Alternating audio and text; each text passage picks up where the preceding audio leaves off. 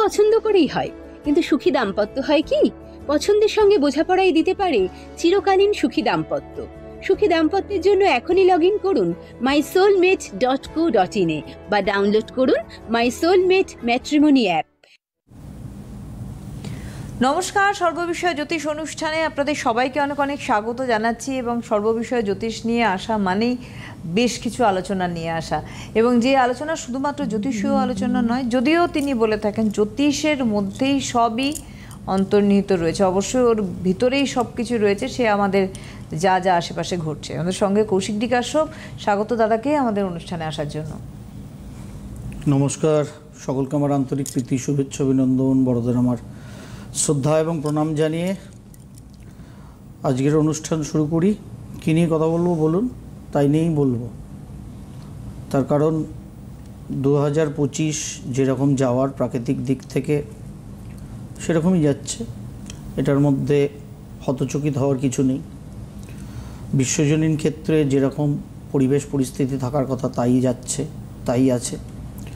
2025 9 সংখ্যার বছর ছিল, অতএব মঙ্গল তো কিছু দঙ্গল বাঁধাবেই, সেটাই স্বাভাবিক হচ্ছে। কিন্তু 2026 গেল, মানে আসবে, 25 চলে যাবে, খুব বেশি কি পরিবর্তন হবে তখন অবশ্যই বলবো। তবে আগাম আমরা প্রচণ্ড যখন গরমে ঘামছিলাম, বৃষ্টি টিষ্টির কথা বলছিলাম ওই বৈশাখ মাসের আগে, পয়লা বৈশাখের সময় বা একদম বছরের শুরুতে,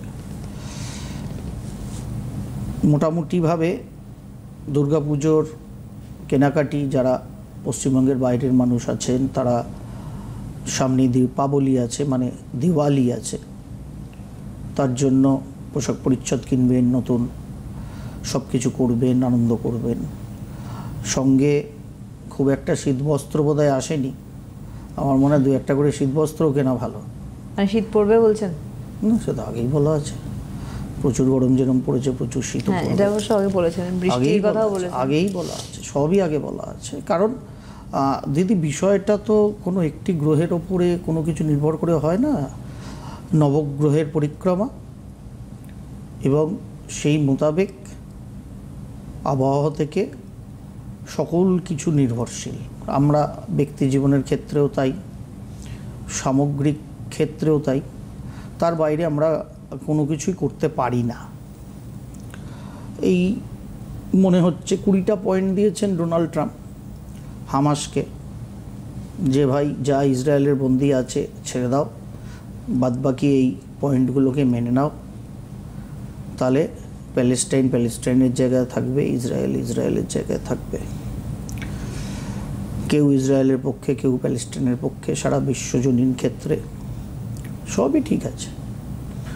কিন্তু গ্রহ নক্ষত্রের চাল কি বলছে? যুদ্ধ থেমে যাবে? কিচ্ছুটি হবার নয়, প্র্যাকটিক্যালি কিচ্ছুটি হবার নয়। তার কারণ, যে গ্রহটিকে আমরা সব থেকে বেশি প্রাধান্য দিই জ্যোতিষশাস্ত্রের ক্ষেত্রে, শুধু তাকেই প্রাধান্য দেওয়া উচিত কিনা আমি জানি না, কিন্তু অবশ্যই মহর্ষি থেকে শুরু করে সব বিদগ্ধ জ্যোতিষমণ্ডলী অবশ্যই বৃহস্পতিদেবকে গুরুত্ব দেন, গুরুত্ব দেওয়ারই কথা। তার ইনার যা ওয়েদার আছে সেই অনুযায়ী তো তিনি সম্পূর্ণ ফল প্রদান করেন, সুতরাং সেই হিসাবে তাকে সর্বাধিক শুভ গ্রহ বলা হয়। কিন্তু কোনো ভালো মানুষ, অত্যাধিক বিদ্বান, শিক্ষিত, জ্ঞানী, সেরকম মানুষের দেখবেন সাধারণভাবে সকলের জন্য কেয়ার করে, সকল কিছু ভাবে, যথাযথ পরামর্শ দেন, সকল কিছু করেন। কিন্তু কোনো কারণে সেই মানুষটির যদি একটু, যে কোনো কারণেই হোক, যদি একটু মস্তিষ্ক বিকৃত হয়ে যায়, মানে টু সাম এক্সটেন্ট একটা তার মধ্যে রেস্টলেসনেস চলে আসে, একটা আপাত পাগল অবস্থা, তাহলে সেই অতি রুচিশীল, শিক্ষিত, জ্ঞানী, বিদগ্ধ, সঠিক পথপ্রদর্শক মানুষটি দেখবেন কীরকম একটা অ্যাবনর্মাল বিহেভিয়ার করে। আপনি আমিও, আপনার আমার পরিবারে হোক, অঞ্চলে হোক, এরকম অনেক মানুষ অনেক সময় কিন্তু দেখেছি এটা হয়।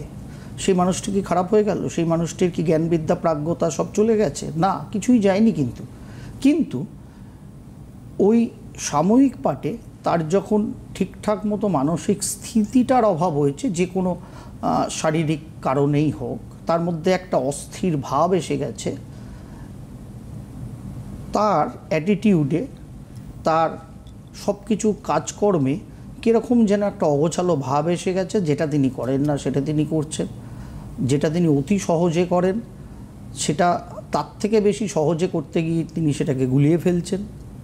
এরকম হয়, আপনি আমি দেখেছি, আপনার আমার অঞ্চলেও দেখেছি, পাড়া প্রতিবেশীর মধ্যেও দেখেছি, হয়তো কারোর পারিবারিক ক্ষেত্রেও এরকম মানুষ দেখেছি আমরা। তখন আমরা ভাবি, বলি যে এই মানুষটার কী অবস্থা হলো, এত ভালো মানুষ, এত বিদগ্ধ মানুষ, এত জ্ঞানী মানুষ, সকলকে কি সুন্দর সুপরামর্শ দিতেন, কি সুন্দর পথ দেখাতেন, কি ভালো মানুষ ছিলেন, সকলকে কেয়ার করতেন, সকলের ওপর অমৃত বর্ষণ করতেন। সেই মানুষটির আজকে পুরো উল্টো রূপ দেখছি। হয়তো সকলেই দেখি, আমরা অনেকেই দেখেছি, এরকম প্রচুর মানুষের ক্ষেত্রে হয়েছে। ঠিক বর্তমান সময়ে আকাশপথে সেই জ্ঞানী, সেই প্রজ্ঞাবান, সেই দূরদৃষ্টি সমন্বিত, সেই সঠিক পথপ্রদর্শক এবং যে কোনো স্থিতিতে রক্ষা করার যে গ্রহ বৃহস্পতিদেবের অবস্থা অনেকটা এই মস্তিষ্ক বিকৃত সেই মানুষটির মতো। এই ধরাধামে যে মানুষটি বৃহস্পতিদেবের অতি সুপ্রভাবের জন্য সেই জ্ঞান, বিদ্যা, প্রাজ্ঞতা, আত্মিক মনন সকল কিছুর একটা অমৃতময়তা নিয়ে আছে, তার যেরকম কোনো রকম ইন্টারনাল ডিস্টারবেন্সের জন্য তার ওই জ্ঞান, বিদ্যা, প্রাজ্ঞতাকে সঠিক তিনি প্রয়োগ করতে পারছেন না, বরং উল্টোপাল্টা করে ফেলছেন, ঠিক আকাশপথে বৃহস্পতি যখন অতিচারী গতিতে থাকে, অতিচারী বৃহস্পতির প্রভাব সামনের 8 বছর, 2 বছর, 1.5 থেকে 2 বছর রেস্ট, আবার তার পরের 8 বছর। সুতরাং এই অ্যাবনর্মালিটি গ্লোবালি, ওয়েদার থেকে যুদ্ধ অবধি যা কিছু প্র্যাকটিক্যালি আমরা দেখছি না, তার 50% এফেক্ট বহন করে চলেছেন দেবগুরু বৃহস্পতি গ্রহ হিসাবে জ্যোতিষশাস্ত্র মতে। তার কারণ, তার মধ্যে যে পায়াসনেস আছে, যে জ্ঞান, বিদ্যা, প্রাজ্ঞতা পথ প্রদর্শন করার যে ক্ষমতা আছে, যথাযথ চিন্তনের যে ক্যাপাসিটি আছে, যখন অত্যাধিক স্পিডে বৃহস্পতিদেব মুভ করছেন তখন তার মধ্যেও বিকৃতি এসছে, যার ফলে এই বৃহস্পতিদেবের অতিচারী গতির ফল কিন্তু আমাদের এই বিশ্বজনীন ক্ষেত্রে আবহাওয়ার এরকম যে দুর্বিপাক চলছে, এবং ধরাধামে যে পর্যায়ের মানুষ আছেন সারা বিশ্বজনীন ক্ষেত্রে, তাদের অ্যাটিটিউডে আমরা অদ্ভুত ধরনের রকম ফের দেখছি। তার কারণ হচ্ছে এই বৃহস্পতিদেবের অতিচারী গতি যারা লিড করছেন যে কোনো জায়গায় মানুষ হিসাবে, কিংবা প্রকৃতি, নর্মালসি ছেড়ে অ্যাবনর্মালসি দেখাচ্ছে। প্রত্যেকটি মানুষ যারা যে সেক্টরে লিড করছেন, তারা নর্মালসির জায়গায় অ্যাবনর্মালসি দেখাচ্ছে। তারা বুদ্ধি প্রয়োগ করতে গিয়ে অ্যাকচুয়ালি বিপরীত বুদ্ধি প্রয়োগ করছেন। যারা ধীরে সুস্থে সঠিক দিশায় কাজ করেন, তারা তাড়াহুড়ো করছেন। সব ফল কিন্তু বৃহস্পতি দেব অ্যাকচুয়ালি ট্রিগার করছে, সব ফলকে, যে গ্রহটিকে নিয়ে আমরা জ্যোতিষশাস্ত্রে আহ্লাদে আটখানা হই। এবার এটা তো খালি 2025 না, 2026 না, 27 না, 28 না, 29, কারণ 8 বছরের প্রাথমিক অতিচারী গতি, 1.5-2 বছর রেস্ট, আবার 8 বছরের অতিচারী বৃহস্পতির অবস্থা। সুতরাং আমরা একটা জিওপলিটিক্যাল অ্যাসপেক্টে পরিবর্তনের মুখেই দাঁড়িয়ে আছি। ওয়েদার থেকে নর্মাল ক্ষেত্রে, সামাজিক ক্ষেত্রে, সব ক্ষেত্রেই দাঁড়িয়ে আছি।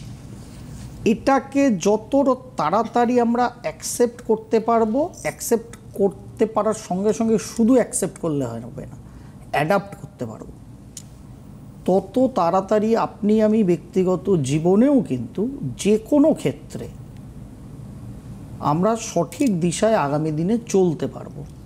আপনার আমার মধ্যেও বর্তমানে প্রবণতা থাকবে তাড়াহুড়ো করার, আপনার আমার মধ্যেও হয়তো জানি, কিন্তু সেই জানাটা এমনভাবে প্রকাশ করছি যে আলটিমেট সেটা বুমেরাং হবে। সুতরাং বৃহস্পতিদেবের এই যে অতিচারী গতি, তার কারণ আগামী 18ই এই অক্টোবর মাসে আমরা ঢুকে গেছি, আজকে 7 তারিখ, আর 10 দিন বাদে 18 তারিখ থেকে বৃহস্পতিদেব কর্কট রাশির ঘরে প্রবেশ করবেন। 5ই ডিসেম্বর অবধি কর্কট রাশিতে থাকবেন, তারপরে বক্রি হয়ে আবার মিথুন রাশিতে আসবেন, আবার সামনের বছর 1 জুন কর্কট রাশিতে যাবেন, নেক্সট অক্টোবর অবধি আবার কর্কট রাশির ঘরে থাকবেন, বেরিয়ে চলে যাবেন সিংহ রাশির ঘরে, আবার ওখানে বক্রি হবেন, বক্রি হয়ে ফার্দার ফিরে আসবেন 2027 সালের এপ্রিলে আবার কর্কট রাশির ঘরে। বুঝতে পারছেন তো কিরকম খিচুড়ি অবস্থান? এবার এই খিচুড়ি অবস্থানে আপনাদের জানার ইচ্ছা যদি হয় আমার রাশি সাপেক্ষে বৃহস্পতিদেবের কর্কটে অবস্থানে কি হবে, তাহলে আমি বলবো অতিচারী বৃহস্পতিদেব যেরকম আমাদের এই ধরাধামে বর্তমান সময়ে যারা যারা দণ্ডমুণ্ডের কর্তা আছেন তাদের যেরকম মস্তিষ্ক বিকৃত করছে, আপনাকে আমাকেও ব্যক্তিগত জীবনে কিন্তু তাহলে মস্তিষ্ক বিকৃত করছে। তার কারণ আমরা দেখবেন নর্মালি বাচ্চাদের, আপনাকে আমাকেও বলেছে দিদি, আপনার আমার ছোট বয়সে, যে তাড়াহুড়ো করবি না, ধীরে সুস্থে করবি, একবারের জায়গায় দুবার কোশ্চেনটা পড়বি, তারপরে সেই উত্তরটা লিখবি। কেন বলেন বড়রা, আমাদের গুরুজনেরা? তার কারণ তারা গুরুজন, গুরু জানে যে সয় সে রয়, কিন্তু গুরুই যখন তাড়াহুড়ো করে তখন তার অধীনস্থ তো সকলে আমরা। সুতরাং আমরা তাড়াহুড়ো করে ভেসে যাবই উত্তরবঙ্গে বন্যার মতো, এটাই নিয়ম। সেটাই কিন্তু প্রাকৃতিক থেকে সামগ্রিক ক্ষেত্রে সেটাই হচ্ছে। তার মানে আমরা দোষ দিই শনি রাহু মঙ্গলের বছর তাই এরকম হচ্ছে, নট দ্যাট। খালি এইগুলো এক একটা ইনগ্রেডিয়েন্টস, যে 2025-এর এই পরিস্থিতিটাকে, 2025 সাল মঙ্গলের বছর, অবশ্যই একটা ভাইব্রেশনাল এফেক্ট আছে। তার মধ্যে মঙ্গলের দীর্ঘদিন মিথুন এবং কর্কট রাশির ঘরে যাত্রা এফেক্ট আছে, মঙ্গল কেতু রাহু দৃষ্টিতে অ্যামালগামেশন এফেক্ট আছে, শনি মঙ্গলের দৃষ্টি এফেক্ট আছে, এখন শনি রবির দৃষ্টি এফেক্ট আছে, অবশ্যই এগুলোর এফেক্ট আছে। কিন্তু মূল চালিকা শক্তি যে এই এফেক্টগুলোকে আরও আরও আরও বেশি পর্যায়ে নিয়ে যাচ্ছে। কারণ দেখুন, শনি রবির দৃষ্টি, শনি রবির একত্রীকরণ, শনি মঙ্গলের দৃষ্টি প্রত্যেক বছর 1 থেকে 3 মাস প্রত্যেক বছর ঘটে। প্রত্যেক বছরে সারা ওয়ার্ল্ড জুড়ে এত যুদ্ধবিগ্রহ হয়, এত ঝুট ঝামেলা অশান্তি হয়, এত প্রাকৃতিক বিপর্যয় সুদূর ফ্লোরিডা থেকে আর আমাদের উত্তরবঙ্গ অবধি হয়। প্রাকৃতিক বিপর্যয় হতেই পারে, কিন্তু কত? তার কারণ অতিচারী বৃহস্পতির প্রভাব, তার সঙ্গে আরও কিছু ইনগ্রেডিয়েন্টস আমার দেশ সাপেক্ষে আছে, যেটা আগেই আমি স্বাধীনতার দিনের অনুষ্ঠানে আমি দিদি এই মঞ্চ থেকে আপনাদের কাছে কিছুটা শেয়ারই করেছিলাম। যথেষ্ট সাবধানতা আমাদের 2026 সাল অবধি রাখতে হবে। আমার দেশের দশা সাপেক্ষে পূর্ণ চন্দ্রগ্রহণ আমার দেশের হরোস্কোপকে এফেক্ট করেছে, সেই বিষয়ে অন্তত নভেম্বর অবধি সাবধান বলেছিলাম। চরম এফেক্ট এই সেপ্টেম্বর থেকে আগামী মার্চ মাসে 4টে গ্রহণে ইউএসের, দেখছেন তো ইউএসের অবস্থা, শাটডাউন করতে হয়েছে, কিছুই হয়নি, আরও হবে। তার কারণ 2টো গ্রহণ কেবল ইউএসএকে এফেক্ট করেছে, এর পরের বছরও 2টো গ্রহণ ইউএসএকেই ম্যাক্সিমাম এফেক্ট করবে, আরো আরো ভয়ঙ্কর। সুতরাং গ্রহ কথা বলে, শুধু কথাটা পড়তে জানতে হয়। ডোনাল্ড ট্রাম্প ফার্স্ট টার্মে এসে শাটডাউন হয়েছিল, তার সময় 35 দিন, অলরেডি হয়ে গেল কিন্তু বোধহয় 5-6 দিন, আরও কতদিন হবে ভগবান জানে। কিন্তু ডোনাল্ড ট্রাম্প ফার্স্ট টার্মের ডোনাল্ড ট্রাম্প আর ডোনাল্ড ট্রাম্প 2.0 এক অ্যাটিটিউডে আলাদা। আমরা বলছি আলাদা কারণ তার দশা পিরিয়ড আলাদা, মানুষ তো একটাই, মানে জন্মছক একটাই, কিন্তু এফেক্টিভিটি অতিচারী বৃহস্পতির বিশ্বের 1 নম্বর দেশের 1 নম্বর লোক, তাকে এফেক্ট করছে নেগেটিভ ইম্প্যাক্টে। এফেক্টিভিটি ডোনাল্ড ট্রাম্পের বৃশ্চিক রাশি, অষ্টমস্ত বৃহস্পতি যাচ্ছে, দশা খারাপ, আমেরিকারও দশা খারাপ, এফেক্ট করছে। আমার দেশের প্রধানমন্ত্রীরও বৃশ্চিক রাশি, অষ্টমস্ত বৃহস্পতি যাচ্ছে, কিন্তু তিনি সেই রিয়াকশান দিচ্ছেন না, কারণ দশা আলাদা, লগ্ন আলাদা, প্ল্যানেটারি পজিশন আলাদা, দিচ্ছেন না। সুতরাং বৃশ্চিক রাশি ডোনাল্ড ট্রাম্পেরও, বৃশ্চিক রাশির নরেন্দ্র মোদীরও, দুজনেরই অষ্টমস্ত বৃহস্পতি যাচ্ছে, তাহলে তো এফেক্ট সমান হওয়া উচিত ছিল দুজনের। হচ্ছে কি, যারা রাশিফল জানতে চান তাদের উদ্দেশ্যে আমার সিম্পল একটা উদাহরণ, হচ্ছে কি, হচ্ছে না, না? এরপরেও যদি রাশিফল কোনো সংস্থাকে বড়লোক বানাবার জন্য নেট খরচা করতে থাকেন, আদতে কোনো দিন জ্যোতিষশাস্ত্রের ক কিছু পড়েছে কি না জানেন না, কিন্তু আছে মুঠো ফোনে, ইউটিউব বা ফেসবুক। জীবনে অতটা যদি জ্যোতিষশাস্ত্রের বই মুখে রাখতেন, ফেসবুক মানে তো বইমুখী, তাহলে নিজেই বুঝে যেতেন যে রাশিফলের অ্যাকচুয়াল যথার্থতা আছে না নেই। কিন্তু চাহিদা যেটা আমাদের খারাপ করে আমরা তার পেছনেই দৌড়াই, এটাই স্বাভাবিক। সেই জন্য 2025 সালে এসেও আমরা দেবগণ ছেলে মেয়ের হলেই বিয়ে দিয়ে দিই, একবারও ভাবি না তাদের আত্মার মিলন হলো কি না, মানসিক মিলন হলো কি না, তাদের অরিজিনাল ভাইব্রেশন ম্যাচ করলো কি না, কারণ আমাদের ওটা দরকারই তো নেই। আমার শাশুড়ি মা আমার আর আমার বরের বিয়ে দিয়েছিল গণ মিলিয়ে, আমরা হ্যাপি সংসার করছি। হ্যাপি সংসার করছি মানে কি, বাচ্চা কাচ্চা হয়েছে, এখন বাচ্চা কাচ্চার বিয়ে দিতে যাচ্ছি, মানে ওটাই হ্যাপিনেস। কারণ হ্যাপিনেসের তো সংজ্ঞা আমাদের কাছে এটা, যে 30 বছর সংসার করেছি, এখন আমার মেয়ের বয়স 27-28 বছর, মেয়ের বিয়ে দিতে যাচ্ছি, সুতরাং আমরা হ্যাপি লাইফ লিড করেছি। দুজনকে আলাদা করে পৃথক করে দুটো ঘরে গিয়ে জিজ্ঞাসা করুন হাজব্যান্ড ওয়াইফকে, খাতা শেষ হয়ে যাবে আনহ্যাপিনেসের লিস্ট করতে করতে। অ্যাকচুয়ালি কম্প্রোমাইজ করেছি, বৈবাহিক জীবনে কম্প্রোমাইজ 200% দরকার।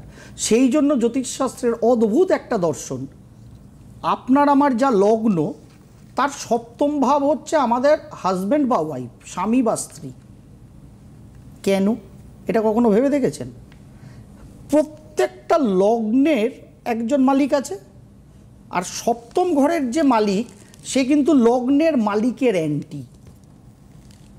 কিন্তু মহর্ষিরা কি বলেছেন, লগ্নের সপ্তম ভাব হচ্ছে আমার লাইফ পার্টনারের হাউস, মানে আমার ওয়াইফের হাউস, দিদির ক্ষেত্রে দিদির হাজব্যান্ডের হাউস। লগ্নপতির ঠিক বিপরীত গ্রহটার ঘর হচ্ছে সপ্তম ঘর। তার মানে মহর্ষিদের কনসেপ্ট, অ্যাস্ট্রোলজির কনসেপ্ট হচ্ছে বিপরীতে বিপরীতে ওটাকে সমান করতে হবে, মানে মাইনাসে মাইনাসে প্লাস বানাতে হবে, দ্যাট ইজ অ্যাডজাস্টমেন্ট। সেই জন্য বৈবাহিক দাম্পত্য জীবনে 200% অ্যাডজাস্টমেন্টের প্রয়োজন আছে।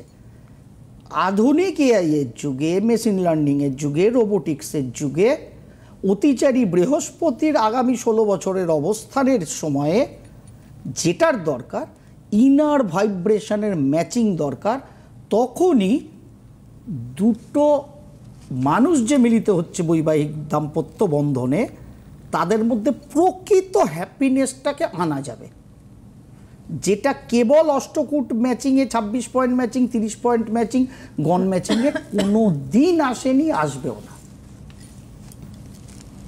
কিন্তু আমরা তো ওই অনেকটা ঠুলি লাগানো রেসের মাঠের ঘোড়ার মতো, না পারি রেস জিততে, না পারি আশেপাশে ঘাস দেখে দৌড়ে খেতে, কোনোটাই পারি না, কিন্তু দৌড়ে যাচ্ছি। কেন দৌড়াচ্ছি, কি কারণে দৌড়াচ্ছি, কোথায় দৌড়াচ্ছি জানা নেই।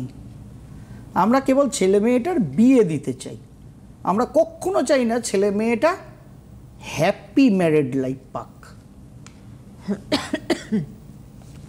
এবার ভাবনা আপনাদের, সঙ্গে নতুন রূপে মাই সোলমেট আছে, নতুন দিয়ালি সাপেক্ষে কিছু উপহারও আশা করি আসবে রিবেট স্বরূপ। অতএব প্রচুর প্রচুর মানুষ রেজিস্ট্রেশন করুন, কারণ আমরা একটা যতটা পারি আপনি আমি মিলে মাই সোলমেটের হাত ধরে একটা ডিভোর্সহীন সমাজ আগামী 10 বছরের মধ্যে আমাদের রোল আউট করতেই হবে ভারতবর্ষের বুকে। কারণ আমাদের কৃষ্টি সংস্কৃতিকে বাঁচাতে গেলে সুস্থ বৈবাহিক দাম্পত্যের প্রয়োজন, কারণ ওটাই আমাদের সংস্কৃতি, ওটাই আমাদের কৃষ্টি দেশের। সুতরাং চল ছুরি তোর বিয়ে, কালকে ছুরি বললো আমার ছোঁড়া আর পছন্দ নেই, চল কোটে, হতে পারে মুছে ফেলা তো কোনো কিছুই যায়নি, যাবে না, কিন্তু পরিমাণটাকে একদম অ্যাপেন্ডিক্সের মতো বানাতে হবে, মানে লুপ্তপ্রায় অর্গানের মতো যেন ডিভোর্স এই ব্যাপারটি যায়। তারই উদ্যোগ এটা। যদি আপনারা সঙ্গে থাকেন, সঠিক বোঝেন যে ছেলে মেয়েকে সুখী দাম্পত্য দিতে হবে, শুধু বিবাহ না, তাহলে মাই সোলমেটের হাত ধরছেন প্রচুর মানুষ, তাদের থ্যাংক ইউ। আপনাদের মাধ্যমে অন্য মানুষদেরও বলছি, সকলকে বলছি, যদি চান মাই সোলমেটে দলবদ্ধভাবে আসুন, আশা করি উপকার পাবেন ভবিষ্যতের জন্য। আমি ভগবান নই, 100% বলতে পারবো না, কিন্তু সকলের সঠিক সম্মিলিত প্রচেষ্টা নিশ্চয়ই সমাজ গড়ার কার্যে একটা কাজে আসবেই আগামী দিনে। এই যাত্রাটা মাই সোলমেটের আমার কিন্তু তার জন্য, আর কিছুর জন্য না। কেউ ফোনে আছেন অনেকক্ষণ ধরে, প্রশান্ত দা আমাকে দেখাচ্ছে, হ্যালো, তাড়াতাড়ি নিয়ে ফেলি। হ্যালো, হ্যাঁ নমস্কার, কে বলছেন? দুজনকেই শুভ বিজয়া। শুভ হ্যাঁ বিজয়া। শুভ বিজয়া। কে কে বলছেন? বলছেন দাদা? হ্যাঁ, আমি সুমন্ত মন্ডল বলছি। বলুন, আপনার ডেট অফ সম্বন্ধে বার্থ। জানবেন? Date of birth? 29/5/88। হ্যাঁ 88। 88 টাইম 6টা 28 সন্ধে, সকালবেলা, PM। আচ্ছা সন্ধ্যেবেলা। সন্ধ্যাবেলা। কোথায় কোথায়? জন্ম? বহরমপুর। আপনি কোথা থেকে বলছেন? বীরভূম। বীরভূম। এখন বীরভূম থেকে বলছেন, বহরমপুরে জন্মেছেন। বলুন কি জানতে চান, বলুন। বেটার চাকরি বাকরি কোনো এখন কি চাকরি করেন? আপনার চাকরি তো অনেক দূরে করার কথা। চাকরি এখন দূরে যায়নি, কিন্তু ব্যাপার হচ্ছে প্রাইভেটই আছি, মানে খুব একটা ভালো জায়গায় নেই। হ্যাঁ, তা সেক্ষেত্রে কি বেটার কোনো ভবিষ্যতে কিছু করা যাবে না? বয়স তো অনেকটা হয়ে গেল, না এইভাবেই চলবে? না না, দূরে দেখুন, আপনার বাড়ি থেকে অনেক দূরে গিয়ে আপনার কর্ম করার দরকার ছিল। বর্তমান সময়ে কিন্তু যথেষ্ট ভালো সময় আপনার রোজগার পাতির জন্য চলছে। আপনি যদি প্রাইভেটে যেহেতু করেন, যতটা দূরে পারবেন যাওয়ার চেষ্টা করুন, সেটা আপনার জন্য ভালো হবে অ্যাজ পার ইয়োর কোয়ালিফিকেশন। কারণ চতুর্থে মঙ্গল রাহুর অঙ্গারক দোষ, মঙ্গল দোষ আছে, দশমস্ত কেতু আছে, রাহু কেতুর ওপর দিয়ে রাহু কেতু যাচ্ছে। সুতরাং আপনার নভেম্বরের 25 তারিখের পরের থেকে চাকরি পরিবর্তন অবশ্যম্ভাবী হবে। আপনি যথাযথভাবে চেষ্টা করুন একটা ভালো চাকরি লাগানোর, অন্ততপক্ষে বাড়ির থেকে যতটা পারবেন দূরে যাওয়ার চেষ্টা করুন। যদি রাজ্যের বাইরে পারেন আরও ভালো হয়, সেটা আপনার জন্য ভালো। স্যার একটা কথা বলছি অন ফোন, সেটা হচ্ছে আপনার সঙ্গে কি আমার দেখাতে যাওয়া খুবই দরকার এখন, যদি সেটা বলেন। এখন তখনের ব্যাপার নেই, আমার কাছে লোক নামকরণ থেকে আসে, মানে যখন উয়া উয়া করে বাচ্চা। আপনি অন ক্যামেরা বলুন। আমি অন ক্যামেরা কাউকে ডাকি না, আমি বলি দরজা খোলা। আমার ইচ্ছা, আপনার ইচ্ছা, আমি কৃতজ্ঞ। আপনার যেখানে সুবিধা মনে হবে অবশ্যই এসে পরামর্শ নিতে পারেন। সকলের জন্য আমার দরজা সাহেব অলওয়েজ খোলা। কাউকে আমি আসুন আসুন করে ডাকি না। আপনি আমার কাছে না আসলে জীবনে কিচ্ছু হবে না, ওসব বলিও না, কারণ ওটা জ্যোতিষশাস্ত্র না। আপনার যদি আমাকে মনে হয় যে কৌশিকদার কাছে গিয়ে কিছু হতে পারে, আপনি অলওয়েজ ওয়েলকাম। আর অবশ্যই ফোন নাম্বার তো গেছে, আগামীকাল শেওড়াফুলি রয়েছে, একদম শেওড়াফুলি আছে, পরের সপ্তাহে শুক্র শনি তো খর্দা থাকবেই। একদমই তাই। অনেক ধন্যবাদ দাদাকে, ধন্যবাদ আপনাদের জানাই, নমস্কার।